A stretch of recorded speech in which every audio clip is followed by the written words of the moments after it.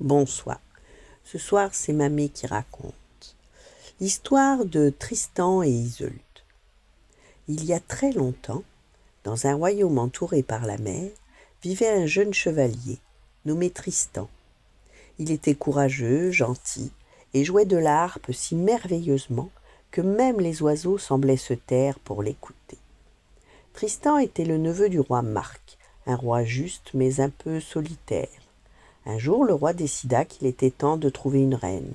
On lui parla alors d'une princesse célèbre pour sa beauté et sa sagesse, Iseult la blonde, la fille du roi d'Irlande. « Tristan, dit le roi Marc, veux-tu traverser la mer et ramener Iseult au château? Je souhaite qu'elle devienne ma reine. » Tristan accepta aussitôt, il fit préparer un navire aux voiles blanches et partit vers l'Irlande. Là-bas, il rencontra Iseult. Elle avait des cheveux dorés comme les rayons du soleil au matin, mais surtout, elle avait un regard vif et un cœur généreux. Elle aimait les histoires, les plantes médicinales et les chansons venues d'autres pays. Tristan et Iseult passèrent plusieurs jours ensemble avant le départ. Ils riaient, parlaient de leurs rêves, observaient les étoiles. Puis vint le jour du voyage.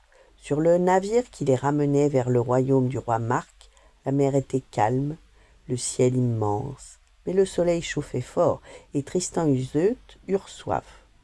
Près d'eux se trouvait une jolie fiole gardée avec soin.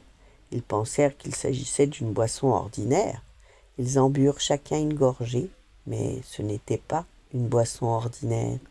C'était un philtre magique destiné au roi Marc et à Iseult, une passion d'amour. Aussitôt, quelque chose changea dans leur cœur. Tristan regarda Iseult et sentit son âme chavirer comme un bateau pris par le vent. Iseult regarda Tristan et comprit qu'elle ne pourrait jamais l'oublier. Ils en furent bouleversés, car Iseult devait épouser le roi Marc. Quand ils arrivèrent au château, le mariage eut lieu comme prévu. Le roi Marc accueillit Iseult avec bonté, mais Tristan et Iseult portaient un secret lourd comme une montagne. Ils essayèrent de lutter contre leurs sentiments. Ils voulaient être loyaux, honnêtes, courageux. Mais parfois, le cœur suit des chemins mystérieux que personne ne choisit vraiment. Le temps passa. Des soupçons naquirent, des malentendus éclatèrent. Tristan dut quitter le royaume. Très loin, dans un autre pays, il vécut triste, seul et silencieux. Lui qui aimait autrefois la musique ne jouait presque plus de la harpe. Iseult, de son côté, pensait souvent à lui lorsqu'elle regardait la mer. Les années semblèrent longues, comme des hivers sans printemps. Puis un jour, Tristan tomba gravement malade. Il savait qu'une seule personne pouvait encore lui apporter la paix, Iseult. Il envoya un bateau la chercher. « Si elle accepte de venir, dit-il, hissez une voile blanche au retour.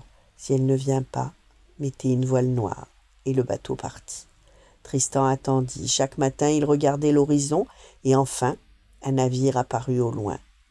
Mais une erreur, un mot mal compris, un instant de tristesse fit croire à Tristan que la voile était noire. Alors, le cœur brisé, il ferma doucement les yeux. Quand Iseult arriva réellement auprès de lui, il était déjà parti. Elle s'assit près de lui, prit sa main, et son immense chagrin emporta aussi ses dernières forces. Le royaume entier pleura leur histoire. On enterra Tristan et Iseult dans 2 tombes voisines. Et voici le plus étonnant. Quelques semaines plus tard, sur la tombe de Tristan poussa un rosier. Sur la tombe d'Iseult poussa un autre rosier.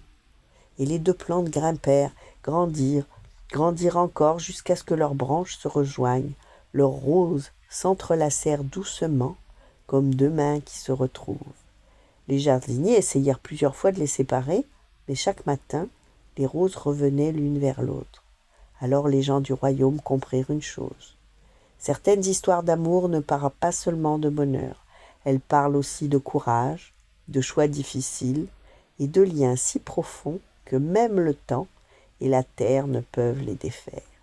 Et dit-on, lorsque le vent souffle doucement dans les rosiers, on croit encore entendre très loin une harpe jouer au bord de la mer. Voilà, bonne nuit, faites de beaux rêves et à demain.